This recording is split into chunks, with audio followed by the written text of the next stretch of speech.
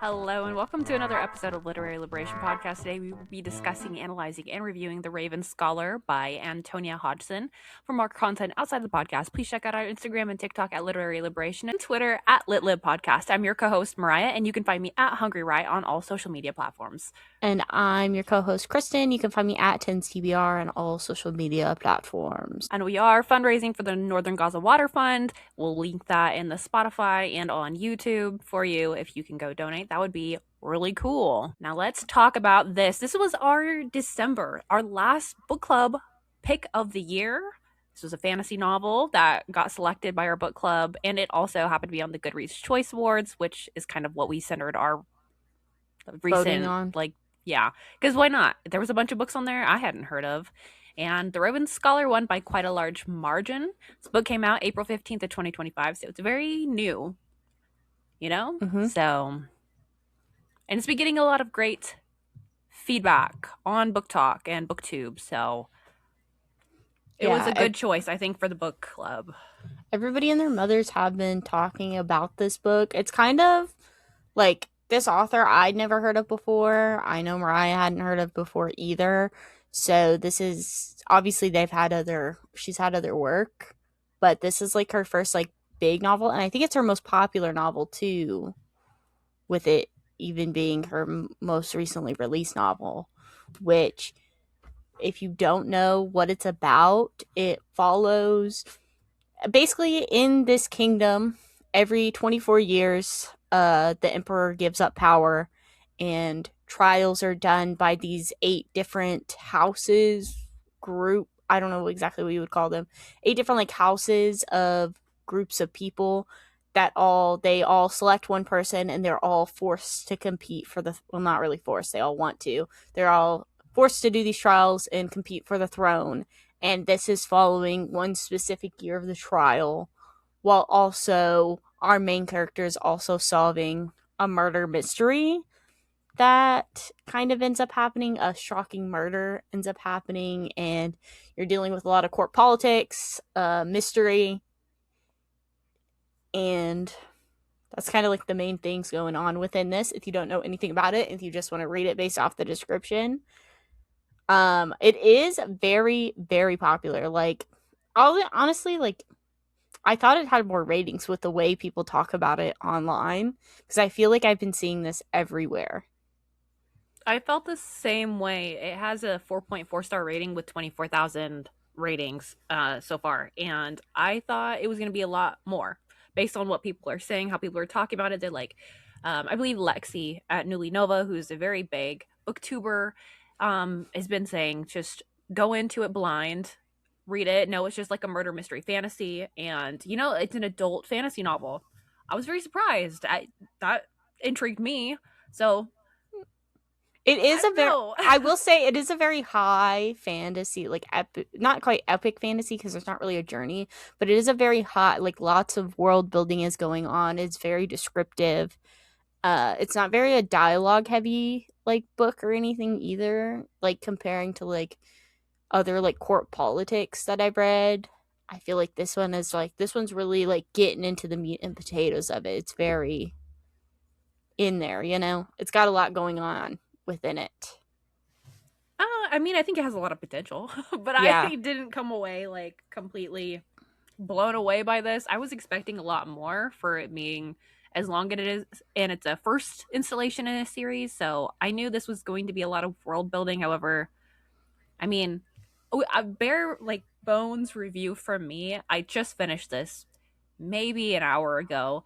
I was expecting a lot more, honestly, out of like a high fantasy adult novel, and I don't think it made that. It reads very like young adult with the way that the characters interact, like they're very immature.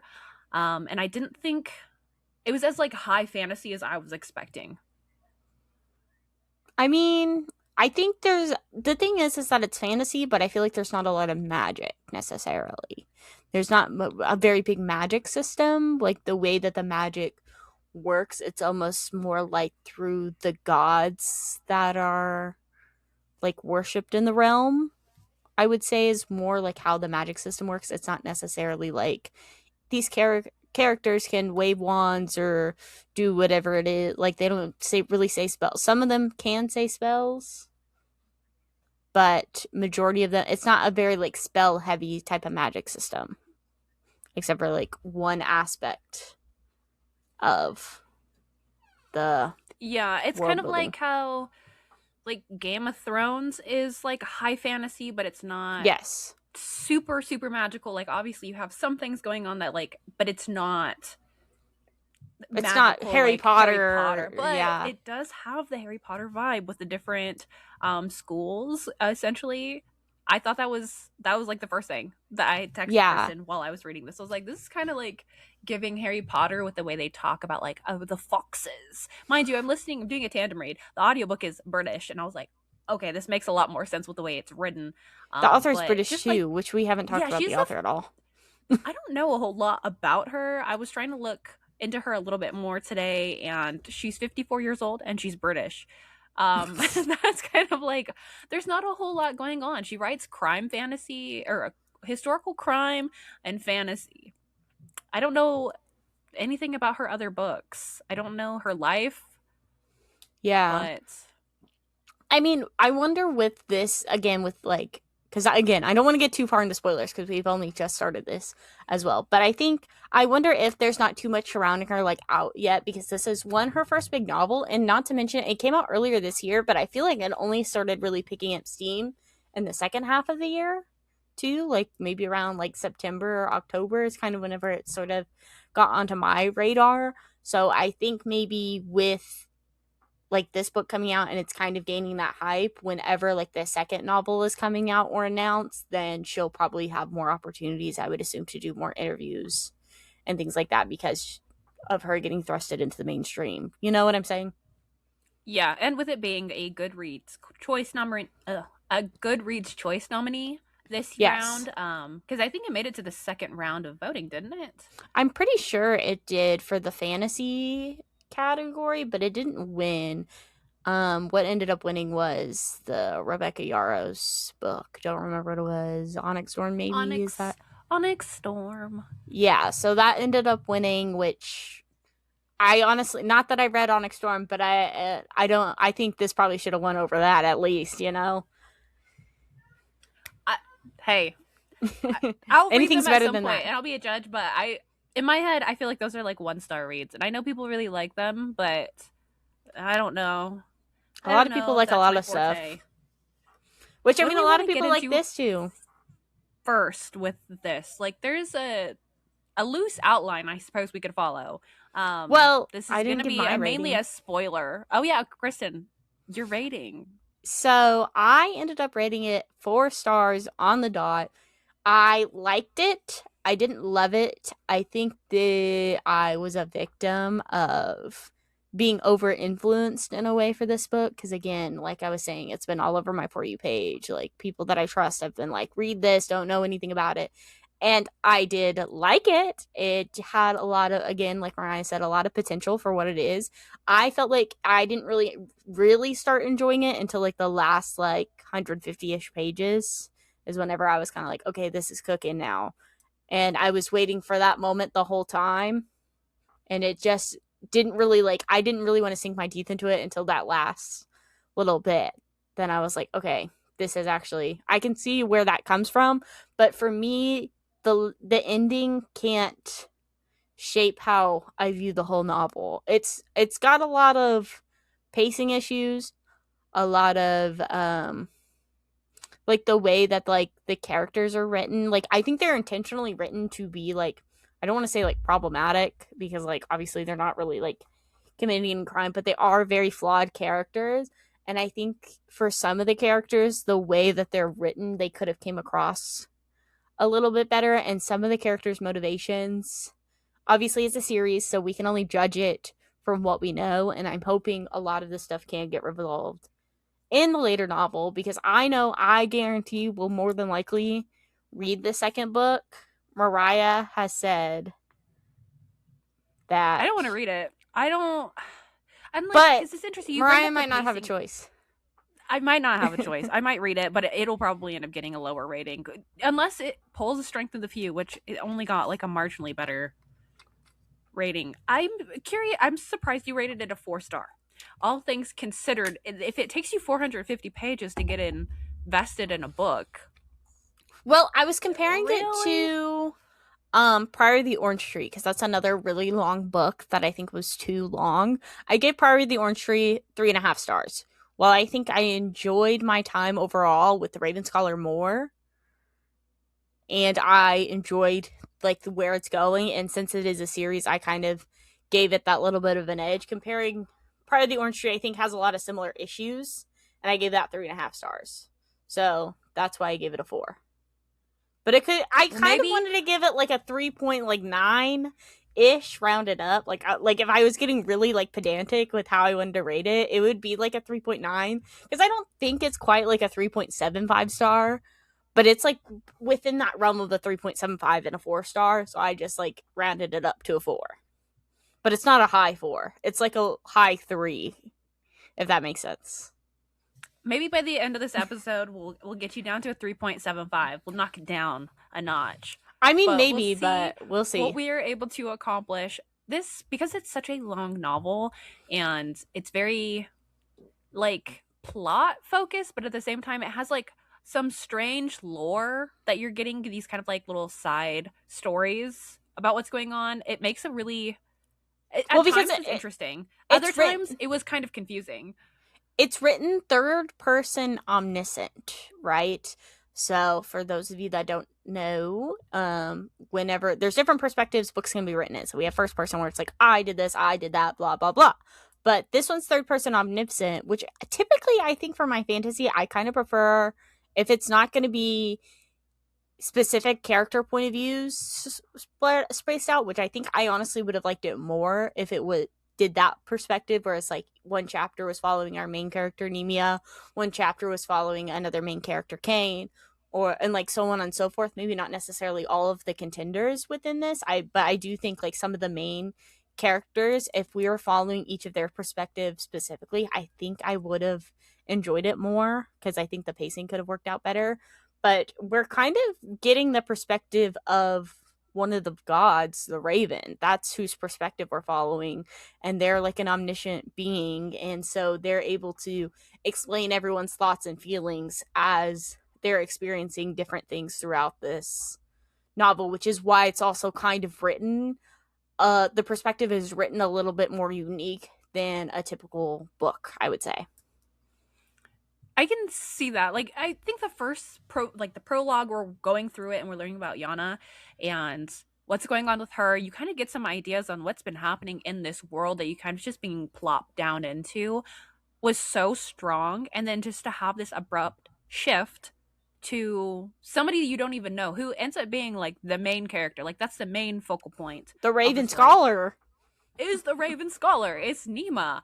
And I thought that was really odd. And I didn't like it. I kind of felt like it was lingering in the background of like this person. But I don't it didn't work for me. I can definitely see that being like a me problem throughout my Well, reading experience, but I was kind of just I felt like the author didn't know what to do. At a certain point, like the halfway point, I think she decided it was going to be a series. I thought the way it was written, it made it seem like okay, this could have been a standalone. But then there was something that happened around the halfway point where it's like, I think she's going to change the trajectory. And I kind of felt a little frustrated with that. And I don't want to get too far ahead, but there's not a whole lot that's happening aside from this kind of development of who Nima is and her experience, because you get a little bit of her in like the prologue in Kane and how she signs this execution order for Yana, and then she's kind of like villainized throughout the rest of the story by her peers. yes. Yes. Which I find I don't mind Nima's character. I thought it was she was an interesting character in the way that you can see, cuz she's not necessarily like a good person, right? That's established very early on in the novel, because there is um that Babris, I think his name is, or whatever, like comes to her apartment or whatever, as like, hey, I need you to sign this order, create like, because she has like the best handwriting in all the realm or whatever. She's ordered to write this order of exile for this 16-year-old girl that is has done no crime except for be aware that her father was going to usurp the emperor, right? So you see that Cain has a little bit more of a moral compass where he's like, let's not like damn a young girl to death for a crime that's not even really a crime, right?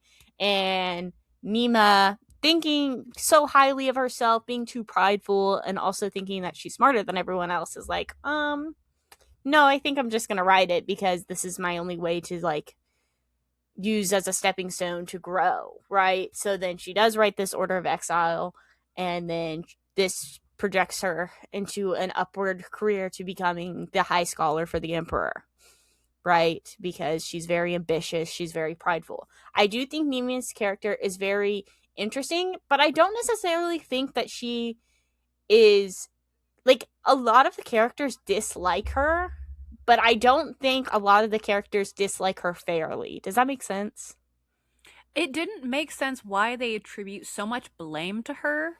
And this could be on the fault of either the author not writing a more robust understanding of like the political like elements of this, which I felt were severely lacking to make it make more sense, like why they hated her so much when they're all like also participating in the system to become the next emperor who would also have like the power to do these things. But then the other people that were involved that like took Yana, I don't feel like they were held They to were the not same standard. demonized. No, which I think there could. That's where I wish there was a lot more commentary because I think there could have been more commentary because we have Nima as a character who is a commoner, right? She's a black woman and she's also a commoner, which I feel like they did not discuss the race enough. Where I feel like if that's the reason why these people were so prejudiced to her and like hateful to her, because one, she was a commoner, which I think is like that, but I don't think there was enough like reminder of that in a way because we also had Cain who was a commoner and he faced virtually no like hatred of his class, his the whatever you want to call them, houses, whatever. They did not care, which I understand that could be more of like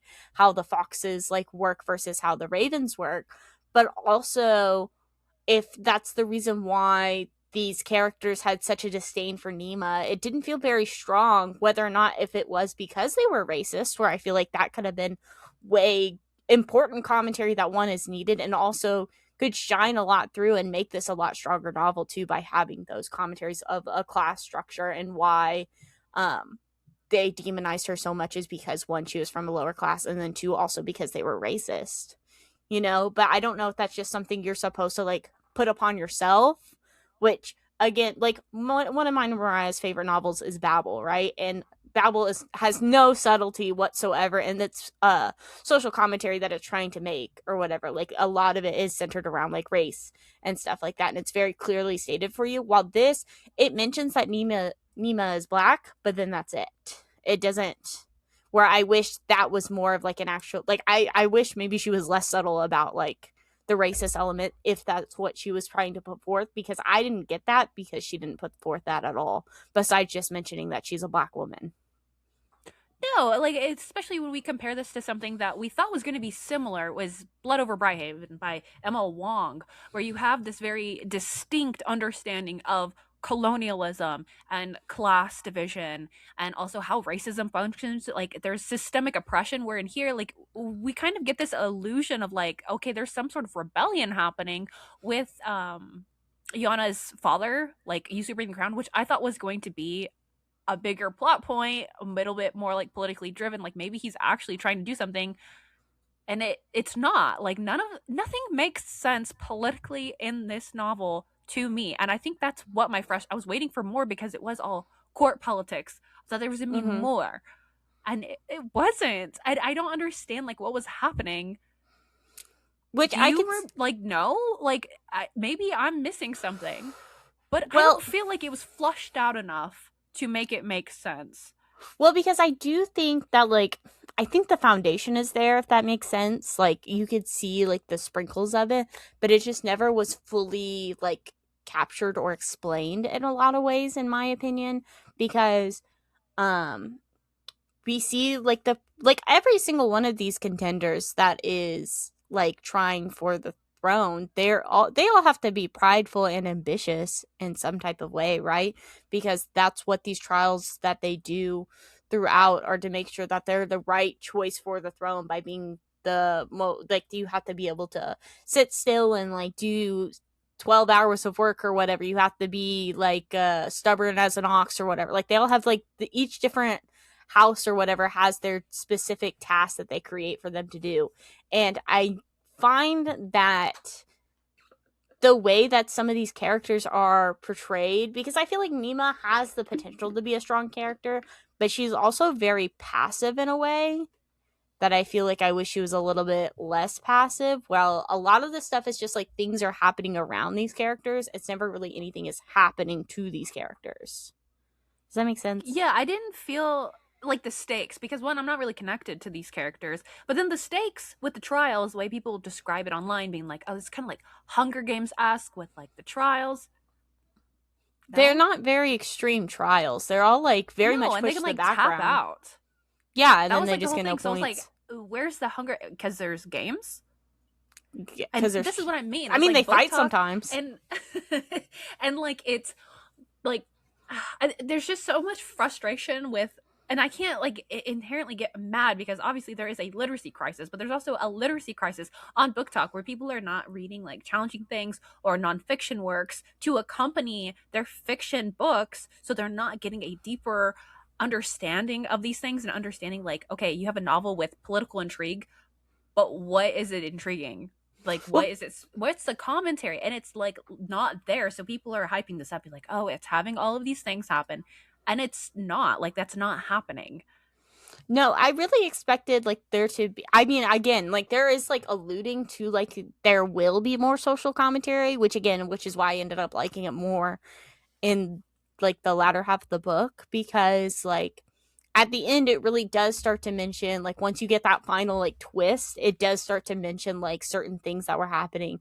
So I mean, maybe we should get into that. So we're following a murder mystery too at the same time as like these, like we have the court politics going on. There's supposed to be 8 different, or I guess 7 technically different contenders for the throne. And then also there's like a house of the dragons or whatever, but they don't ever actually like compete for the throne. They're kind of on their own secluded island, but they have somebody compete in the trials anyways, just for fun. I don't know. So we have the 7 different ones, which, forgive me, I don't remember all the animals off the top of my head or anything, but we'll allude to the more important ones. But there is the raven that is being nominated. Is it even Nima? It's a character named Giadia? Gadia? Don't know. You listen to the audiobook. Like, I thought it was like Giada, like the from the Food Network. No. You know? No. No, that's in my head. It was what she You ended up listen to like the saying in a audiobook. reminder. I did, but it's just it was so British. So it's like I don't yeah, this is like it's very like Mean Girls. It's very high school. This is the whole thing that like set the precedent for this book is that they're also in their like what, their 20s at least. Mm-hmm. 24, I I think thought it's is like what it said. 25 ish. And they're acting like they're in high school. They are so petty with one another. It's terrible. And I was very confused at one point because I ended up like, I put it down. I went on Goodreads to check and see the categories for how people were slotting this. And it said adult fantasy. And I was very taken back because I don't know how Lee Bardugo can write like Six of Crows. And it's like people who are 16 that like definitely could have been aged up. And you Oh, have like don't this. even get me started on Could Six of have Crows been right now. aged down. You could have told me they were 16 and it would have been the same thing. By I the way, actually probably there's would have liked drama. it more. There's drama with Six of Crows now because they actually got rid of the ages in the new, because they had the new covers come out. And so originally they were like, I think they mentioned like Kaz is like 16 in Six of Crows. In the new printing, they got rid of that. I wonder why. That's very strange. Because they want to make it seem older than what it is, so that because they're getting rid of teen fiction, like, which we can do a whole mini episode on the death of teen fiction, but yeah, I don't think that like nothing really specifically differentiates this from YA to adult, because I mean they do curse, I guess, But I would not be opposed to like a middle schooler reading this, because like nothing really extreme happens. Like there's a little bit of relations, but it's not descript in any way, and it's very just like, oh, they did it and it was beautiful. It's Like faded that's black. it. It's fine. It Yeah. was nice. It's cute. Like there's some moments, but also like teenagers are having sex. Surprise! Oh my god! And they do know what it is. Who would have thought? I think this is. I absolutely would recommend this to like my niece, who's like Yeah, 13 or 14. She could definitely read this. I think it would be fine. I don't have any qualms with it. The gore is not nothing. really. No. Not really. It's Nothing very worse than like a strange. PG-13 movie or anything.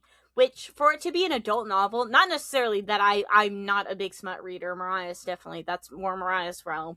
But there is nothing to me that really creates like the adult scenarios where like we're having such extreme, like the only reason why I would say like a middle schooler or something wouldn't enjoy this is because the language is a bit more complex, I would say, than like maybe what your average eighth grader could read, just because it is a very intense world building. Because I know for like the first 50 pages I was kind of like, what even is going on here, which is typical for most fantasy books. But I feel like YA fantasy is a little bit more accessible early on, if that makes a difference to you. I don't know if Yeah, you know like that. it definitely, it's maybe a notch above, but it's not anything like I've read like adult novels. Like this is not, this No. doesn't read like an adult novel, which is fine, I guess. It's fine. I was just, the way people talk about this book. This is the whole thing. It's like the commentary surrounding this book and the way people are discussing it online is like it's earth-shattering, genre-defining, and it's not. Especially since like the murder mystery kind of is resolved. What, around the halfway point, But 60%? not It's very really. Like it kind of quick. is. But yes. Well, because I actually, that was one aspect that I actually thought was done pretty well too. Because usually whenever I'm reading, like reading the book, okay, like the first 100 pages, I was like, okay, I know it's a murder mystery. I think Giada's gonna die. Like I know she's cooked. Like the way she's acting, she's like giving, oh, what's that? It's like Heather's esque. Like, have you seen the movie Heather's? Where like Yeah. obviously like the meanest girl dies at the beginning, sort of thing. And it's kind of giving that where you're like, okay, she's definitely gonna die. So like that's not like a twist or anything. But I do think the twist like surrounding like why she died specifically, like first off, that again we're in full spoiler territory now, but like her being poisoned, but then being propped up by someone else with the specific like knife or whatever that's like the tiger's knife, that if they kill someone with this knife then the eight will return to the realm or whatever they say, you know and I think that's very intriguing because one, I didn't expect, like obviously I didn't know how she died, but I thought that was a very interesting like aspect because you think she was stabbed in the back, but it turns out no, she was actually poisoned.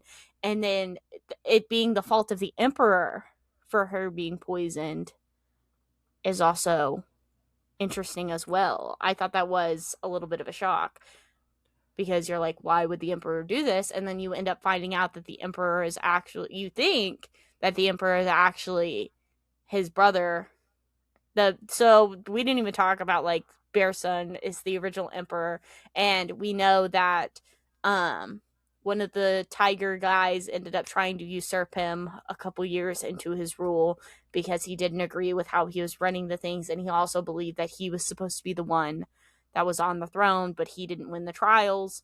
So he stages a coup, and you think the coup is unsuccessful, but it turns out the coup was successful because it ends up that Andrian, I don't know how you say his name, sorry, did stage a coup and then stole his brother to steal his brother's by using a spell to make him look like his brother that looks like him. So then in reality, it's like a double whammy. Because first you think it's the brother that's actually usurped him, but then it turns out it's like the original usurper all along. And I thought that was actually a genuine surprise. Like I thought the double backing on that was really interesting. And I think that makes sense. Obviously, that's probably going to be one of the author's strengths, if that's what she writes, is historical mysteries. She probably has a good way to like set up a good plot twist. Yeah, and I thought it was well established, especially when you have this extra element of there being like this blackmail from Giada. So we Mm-hmm. have like this extra element going on with Nima because not only is she given like a certain amount of time to solve this. She also has to participate in the trial, and she needs to get rid of the evidence that she's actually not supposed to be the high scholar. She wasn't supposed to. She wasn't even supposed to Yeah. get as far as she did. She was supposed to be completely like out of this and working in like the mines or something. I don't know. Yeah, because she was supposed to be a disgraced Raven because the original like head of the Ravens, but he ended up getting hung and killed because he would have been aware that at the time they thought it was the brother that took over as Bear Son, but then you later find out that it was Andrian. Is that how you say it? I don't know. I think so. It sounds right. Which is again another one of the contenders, Ruko, and then Yana, which is the young girl that was exiled at the beginning of the book. Ruko's twin sister or father, which is Ruko's. Sorry, this is all really confusing. It is like very heavy, like family court politics, because we have like the realm of also with I will say like the world building is lush. Like there's a lot of different aspects and avenues going on because we're also learning about like the dragons and what's her name? Yes Scylla. I don't know. Yes. Yana and Ruko's mom, where you learn that first off she was originally a descendant of the first empress of this land. Don't remember the first empress's name. Sorry. Um it's like Yasila. Lots of Y names in this, guys. Lots and lots of Y names. But she's a descendant of her, and then she ended up getting stuck on the island of the dragons and being raised on there until she escapes from there. And then she ends up marrying Andrian, who is like the usurper of Bears. This is all really confusing. If you haven't read the book, I don't know how you're going to listen to this episode because I don't think there's any way you can comprehend what's going on without reading it.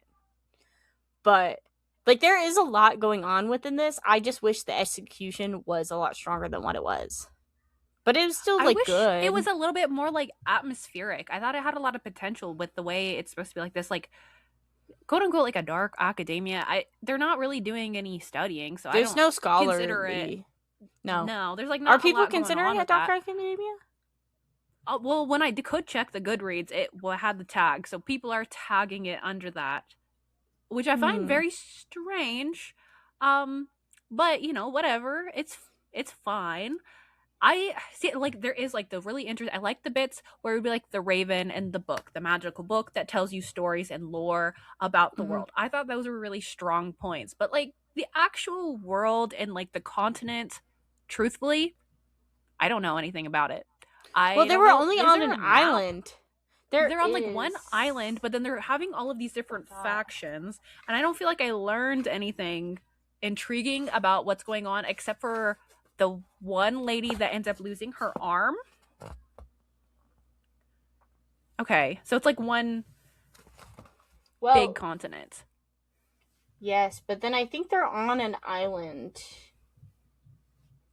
for something. Yeah, because they were saying that the Emperor stays on the Imperial Island. So that's where they were, is this little island, but then they have this whole continent. Because I think one of Scartown is where Kane and Nemia are from. But then I think also in one of these areas is where Yana and Ruko and Jaslala and then their other sister, can't remember her name. I don't know how to say it. Nisthilia or something like that. They all lived somewhere too.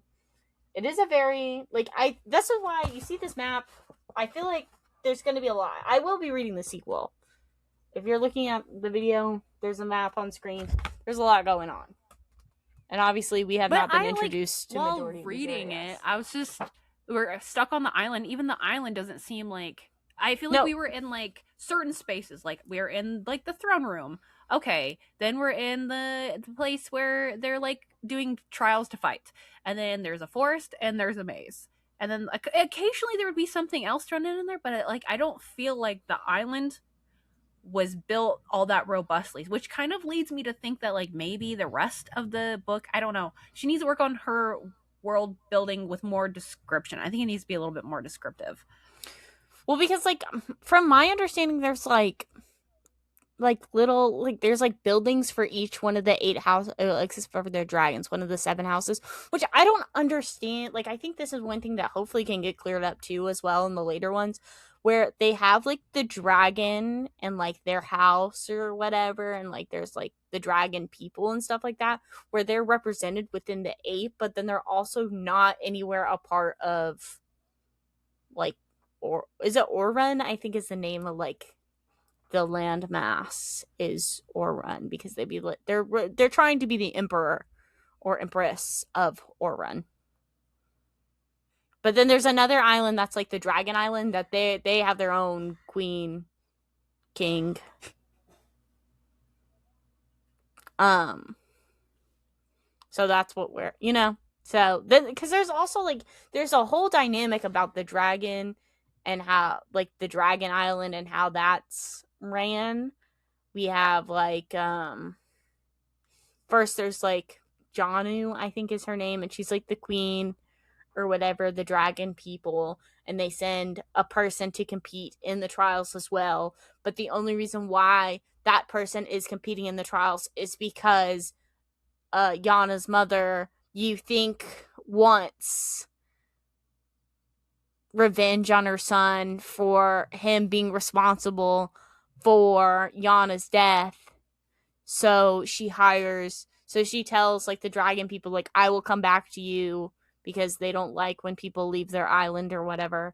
I will come back to you and live happily ever after there if you kill my son. Which you think it's because she wants her son dead for the responsibility of killing Yana, but in reality it's because she knew that the emperor was actually her ex-husband, husband, I don't know what you want to call him, throughout, that she hates. It's a really weird plot line. That's the thing, is like you have the like once the murder mystery part is like essentially like solved. It's solved enough.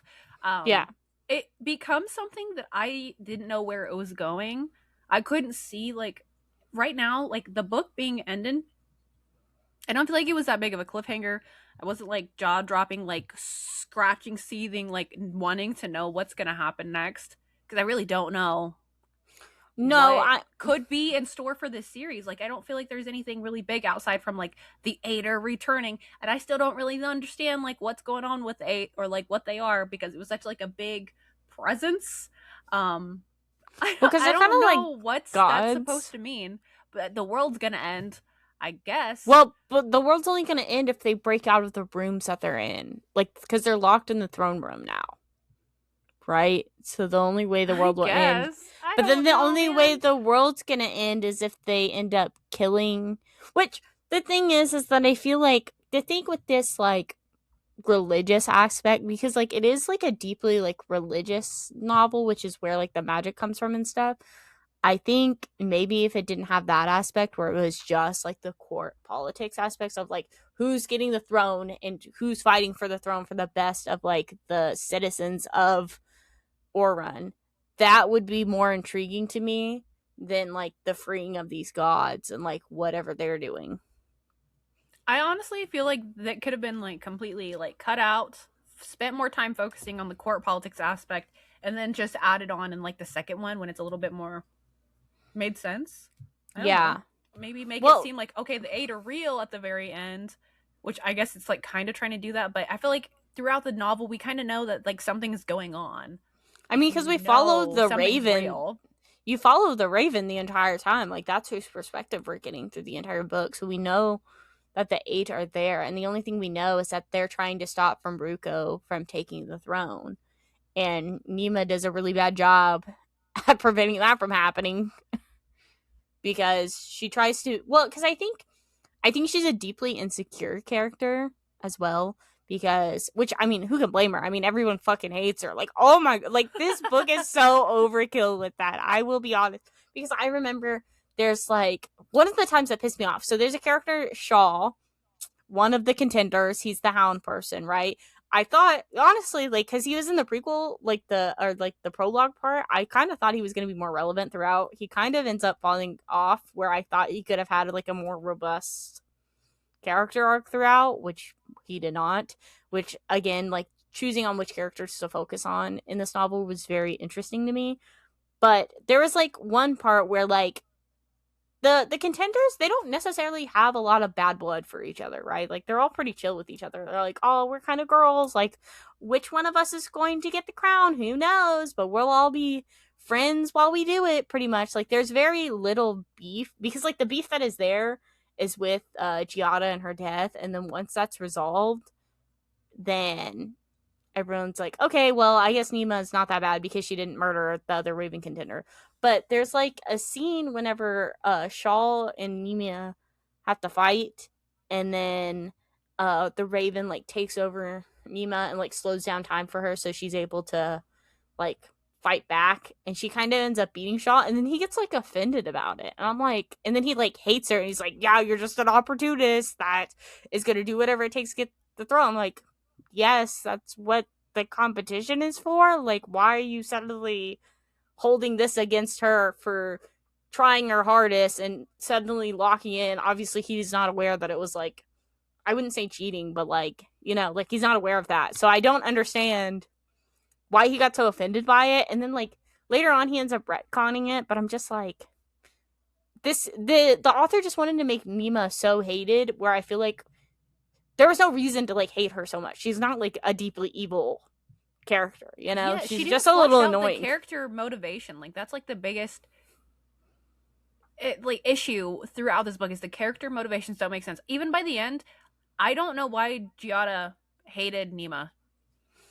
She Like just the idea did. is just like, She was oh, just she's so petty. angry to the point like she was just such an evil, petty person. It's like she's just not a well written. Like I can't understand why somebody would blackmail. Like there wasn't anything added to anything later on to like explain why throughout school that she hated her.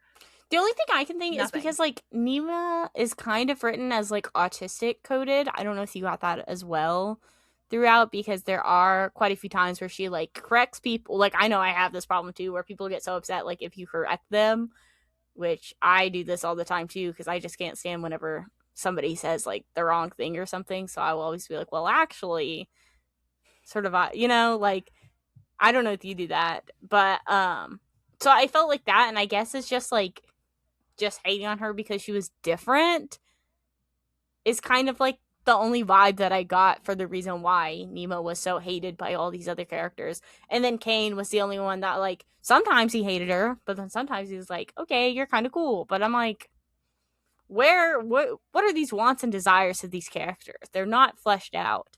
And I think the plot was good for this. It was the characters that were lackluster. I think was a big Yeah, there's overarching like thing. no real character development for anyone. Even like was it Roku or whatever? Ruku. Mm-hmm. He Ruko. he was fun. I was expecting more. I was hoping there was going to be something more with him where he and Yana had worked something out. Maybe she was going to like come back and I don't know, do I something mean, because it's she his kind of twin. did in a way with You know, through I thought there would be more Bina. with him, but he's kind of just like supposed to be so driven to like be up to his father's standards, and then it ends up being like his father that like fucks him over in the end. I feel Mm-hmm. like it also, I don't know how if you felt, is that him and Brenna, I feel like Mm-hmm. there's gonna be like some A romantic romance. interest. Yes, And yeah, yeah, I a definitely little got that. romantic intrigue there. Well, because she's on the Um boat too with him going away. Which I just wish there's such an element here, not even because we didn't talk about Havoc, right? The monkey champion or whatever, and the way that his parents are and stuff, where they're obviously like wealthy. They don't have a place in the court, but you can tell like they're funding like different things within like the palace and like that sort of aspect, where there was so much there to make like the commentary about wealth and equality and stuff. And I feel like towards the end you start to get that, because you get that Barristan was doing these radical changes for like the good of the empire, where they made it so that commoners are able to participate more in society and stuff, and that um to like stop like the rebellions and different things that were going on. It seems like Barristan was actually kind of like a legit leader. It's too bad he ended up getting usurped by like basically like a fascist, you know, that just wants like yeah, totalitarian but rule of like his life. even And like I think the that those get sprinkled politics in. of it, it's just like there's nothing because it's like the rebellions. I don't know what's going on. Like if it's just them trying to like get power for themselves, or Because I usually, don't. like when a rebellion's mentioned, it's like a bottom up, or at least some, even like a bourgeois revolution, like the American Revolution. There's like something, some sort of force that's being motivated, and I don't feel like any of them really had any motivation because I I mean, don't there's. think the author has a robust understanding of politics and is writing like the political intrigue from the perspective of like a British person in the imperial core. Like it is interesting that like she's writing about this island that's the imperial country and they have these court politics. And I was like, is this supposed to be about like the UK? I don't know. Are Which. these the Tories? But that's the thing is that I'm wondering if maybe because we know the way the book ends is that they're leaving the island, right? They have to leave the island because they're first off they're moving the capital to like the Tigers realm, whatever you want to call it, right? So that's moving there to where the new capital is going to be in a much prettier place, a more rich area because the Tigers are like the symbolism of wealth, right? Like they're obviously all very wealthy people and things like that. Where so I wonder if we'll get more aspect of that because I do think like Brina's character was interesting because she is also someone that was a commoner, right? She didn't have a lot of wealth, and then you can see her goodness from how she treated Yana, and that made her like she took care of Yana whenever she was infected, or like her wound was infected and she was going to die from infection, where she ended up like nursing her back to health in a way, but then of course she still ended up dying because that's what the Order of Exile does. But I think that's how you can tell like there is this idea of like class like sort of mentioned, but it's never fully like it's not hammered home at all. Like it's very much like a suggestion, in my opinion. Because we obviously have that aspect of Nemia being a commoner, Kane being a commoner, and then we also like there is these suggestions in the background, but they're not like really fully or strongly mentioned. Like I feel like you have to be like reading the subtext to get it. Where I feel like this is not something that's going to build someone's class consciousness like reading Carl would, where it's No, like this felt hitting like it you was over your head. strictly meant to be entertaining, but she wanted to include some diversity in her book and just include those in there. And I thought that was, I mean, it's nice, but it's not doing anything. Like there's no real commentary there, and it's so frustrating. It was so frustrating because I was like, there's got to be something more to I this think the because you end have it so much does, potential. But and the ending it I does don't add that hold a lot of commentary a little hope bit. for anything to be happening. I was expecting so much more. At bare minimum, I was expecting to be entertained. And I didn't even have that. Like, had we not have been reading this for the purposes of reviewing, I wouldn't have finished it. I really wouldn't have. Yeah, I would because have you put it down probably around the DNF'd. 60 or 70% mark because there was just nothing going on. It does remind me of Priory in that way because I feel like Priory is kind of Priory of the Orange Tree by what's her name? I don't know. Was it Samantha Shannon? Maybe that sounds right to me. But I think it that's what I'm saying. It has a lot of those same problems where I do think this is a little bit better done, which is I gave Prior to the Orange Tree 3.5 stars again, and I gave this 4 stars. Where but there's still so much room for improvement where I will be reading the sequel, and I can see that maybe definitely the sequel will be better, but I will be interested to see if it even has the chance of being better without having that murder mystery that I think was the main force pulling you through this first book.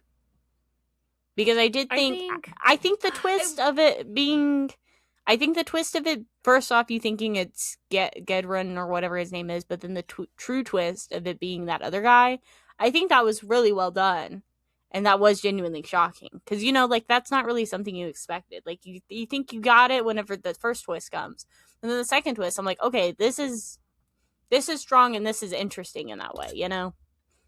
And to yeah, it see, has some stuff going for it.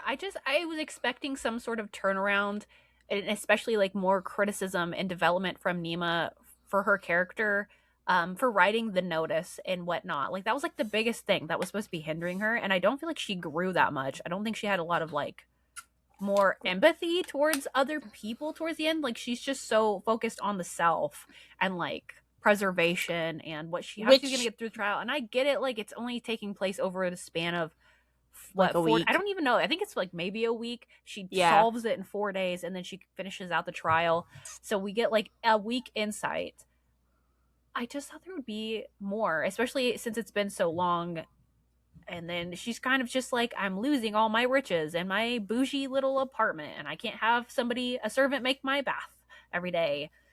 So I hope she grows. Because if the next novel is worse than this, I don't know. Like, it has the potential still, but I'm just hoping that maybe, like, the author maybe reads some, like, revolutionary theory or something like that to maybe learn, like, what commentary can you put into this? Maybe if you just read, like, Babel or something, you know? Like, you don't even have to read a nonfiction, really.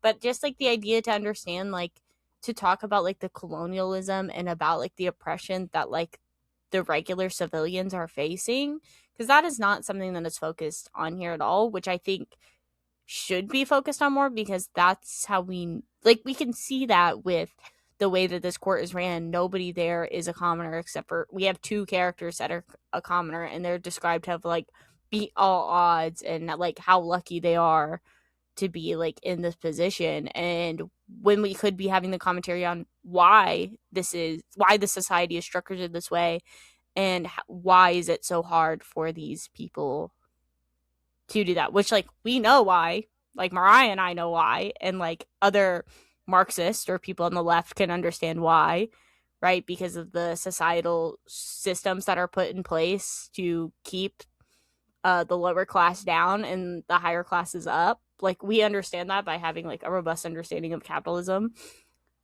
but that is never mentioned. Not that like I expected capitalism to be mentioned, but there's not even that commentary on why like the society is structured this way and how to there's no no. critique of And it or anything. there wasn't even any real critique about like the meritocracy that was kind of present. Like, oh, these people like worked their way up. They were able to just like do this. And it's, I don't know, it kind of fueled this myth of the meritocracy. Like, oh, Kane was able to come from nothing. Like, that's like his whole thing. Like, his mom sold him for For drugs, which was opioid. very weird how like contemporary some of the stuff is. I Yeah. didn't like that. It had some like really contemporary elements to it. Like they mentioned like joint and like opium, which But it's obviously supposed to be like is the very odd. 1500s or something. It's like the time frame That was too. questionable. Hopefully she figures it out. But I thought that was like a really interesting opportunity to like, oh, maybe we can have some commentary about meritocracy, and there was Yeah. nothing. It was just like, no, actually they did it.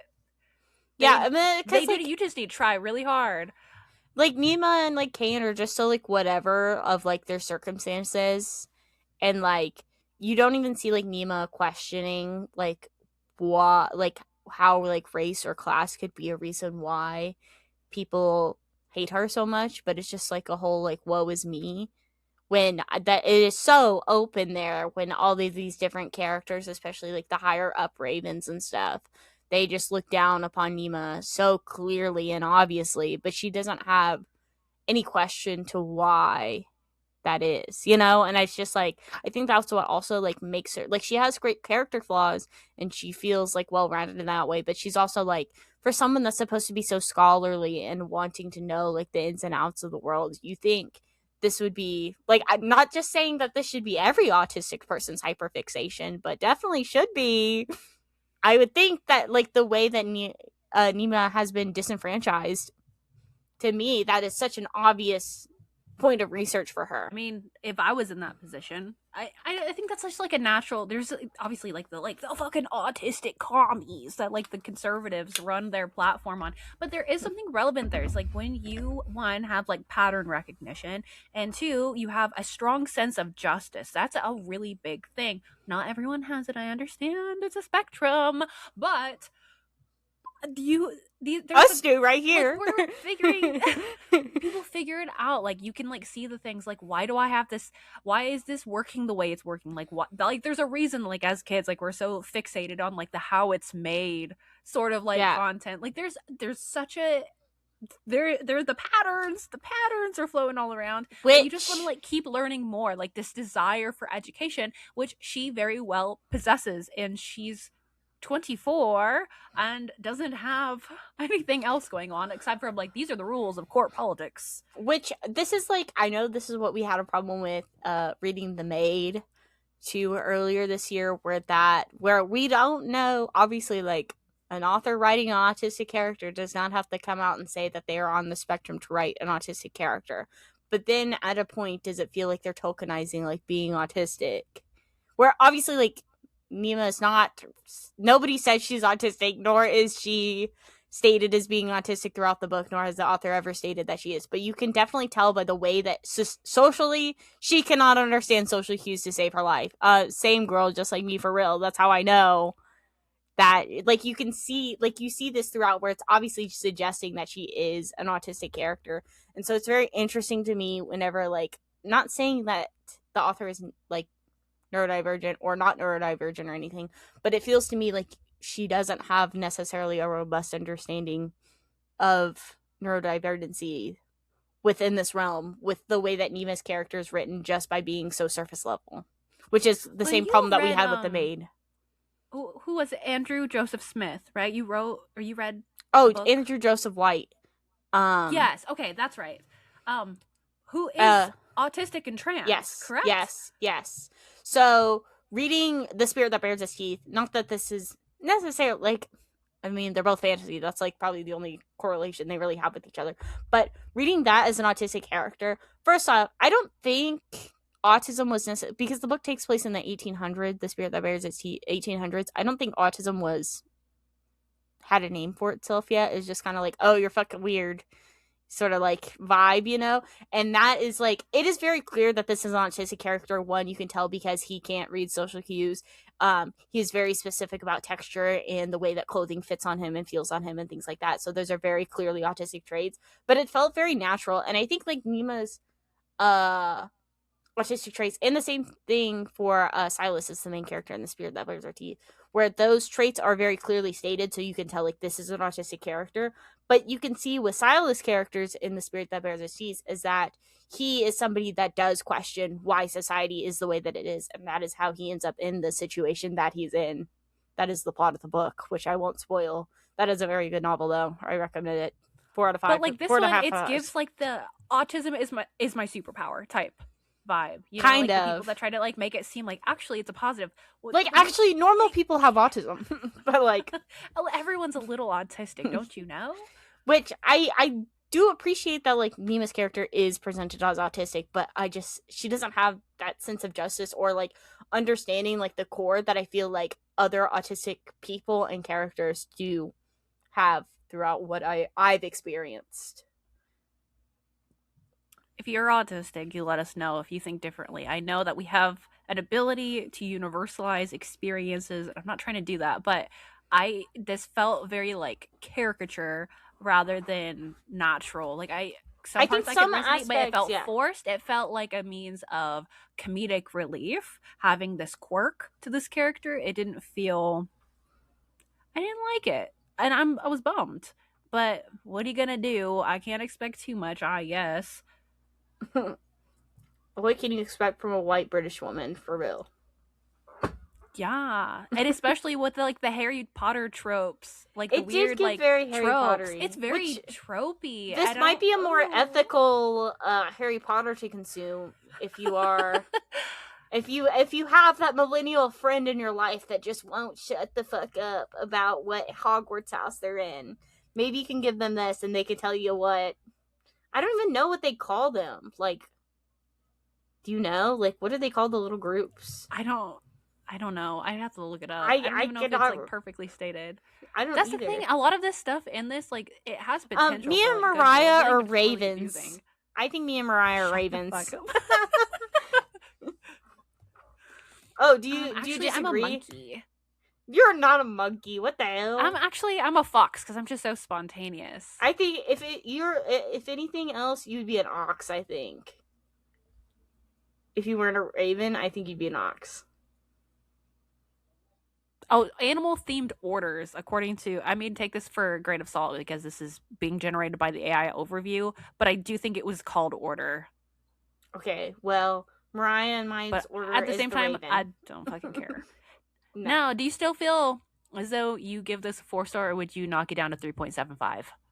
I mean, again, it's still in that realm where I think it's like a 3.9, I would say. If I was getting very pedantic about my rating. Which I'm not, so it's going to be a 4-star. I do think there's potential, and I will be reading the sequel. And I wouldn't say like I hated, like I like long books too. So, and I didn't necessarily have trouble reading it like Mariah. I was very slow to getting into it. I read this. I was reading about 100 pages a day, at least of it. Every day I was reading it, so I got through it on my pace very clearly. I've been spoiled. I've been spoiled. I read Peak, and now What I are you just saying, I speak, don't know. Carl? Dungeon Crawler Carl, Lord of the Rings, and Berserk. I don't think you need anything else. Is Berserk considered fantasy? Yeah, it's dark, high fantasy. Hmm. It's perfection. I gotta get Well, caught up though. Anyways, that's it. That's all I've got. I mean, I'm surprised we even got an hour out of this because some of the stuff in this book, I was sitting here after I finished it, and I was like, I don't really know what we're gonna talk about to try to like make this not like drag out the episode. Like I'm just making shit up on the spot, but like genuinely, like some of the commentary, I was struggling to abstract and also try to see what other people were seeing in this book. I'm just not on the the same problem is wavelength. that I think if the commentary's there, it's very subtle. Where I'd rather, like, people love to complain about like whatever Brighthaven and like Babel, like beating over your head with like these are not subtle, you're just shoving it in your face. Okay, and we have a literacy crisis. We need it shoved right into our faces, to be honest, for most people.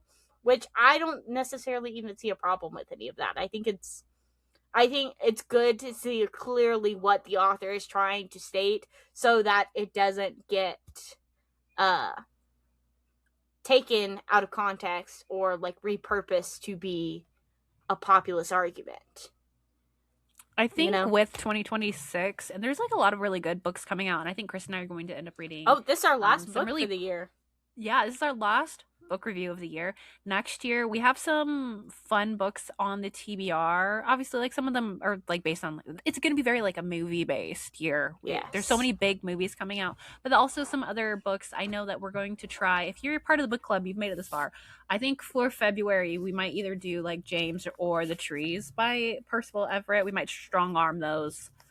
I did just pick these up. I'm showing it on camera if you're not watching. I got these at the used bookstore. I got Erasure and The Trees, and I also have James on my shelf. So you get pick one of those three, and we're gonna go We're from there. only reading Percival Everett in February, which I we're want to should be read talking about more January, to be honest. like Toni Morrison and stuff. Yeah, January we're gonna be reading the very first book review of January is going to be People We Meet on Vacation by Emily Henry because the book is being Going turned to be a into a movie. movie. And That's people what have been we're. pogging Yep. over the movie, so that's gonna be a good one. And We will I don't know what we're gonna do for book club.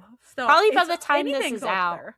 Probably by the time this is out, we'll probably have polls up if you want to vote on what is going to be the January poll or what is going to be on our January reads.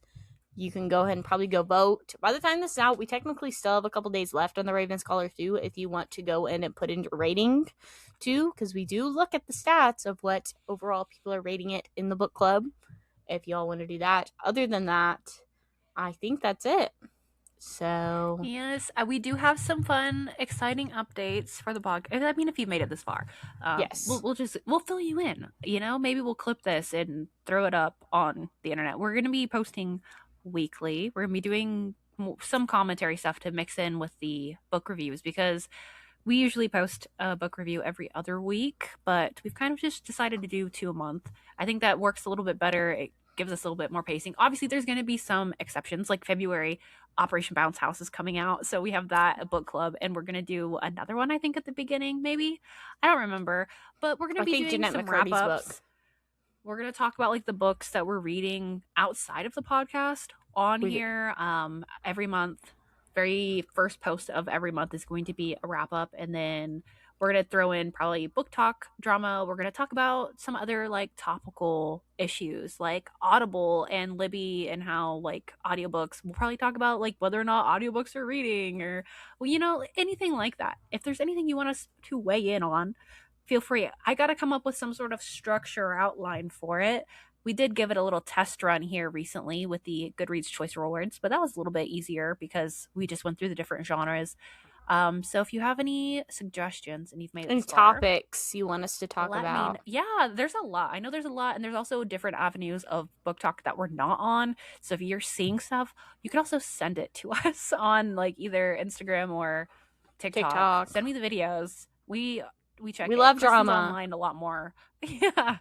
So also if there's any new books that are coming out that you really want us to read, let us know. Yep. But I know Merry Christmas if you celebrate, because that's the day this is going up. Yes. We will be having, like, in January, we're also going to talk about our most anticipated reads for 2026.